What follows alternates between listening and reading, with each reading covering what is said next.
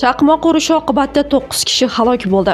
Assalomu alaykum hurmatli kuzatuvchi. Shu kabi muhim yangiliklarni o'tkazib yubormaslik uchun kanalimizga obuna bo'lib, videolarimiz davomida bir dona like tugmachasini bosib qoldirishni unutmang.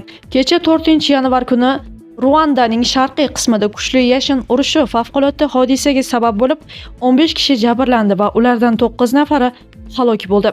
Bu haqida The New Times xabar berdi. Nashrning yozishicha, hodisa Ruandaning sharqiy provinsiyasiga qarashli Ngoma okrugining Harama sektorida sodir bo'lgan. Sharqiy provinsiya gubernatori Ruben Gissaning aytishicha, kuchli yashin o'z bog'larida ishlagach, yomg'irdan pana qilayotgan fermerlarni urgan. Jabrlanganlar mahalliy shifoxonaga yetkazilgan. Yashin 15 kishini urgan, ulardan 9 nafari voqea joyida vafot etgan. Mahalliy ommaviy axborot vositalari ma'lumotiga ko'ra, relyef va hududiy xususiyatlar sabab Ruandaning sharqiy va g'arbiy qismlarida yashin urish holatlari tez-tez kuzatiladi, deyilgan xabarda. Hurmatli kuzatuvchi, izohlarda o'z fikrlaringizni yozib qoldirishni unutmang.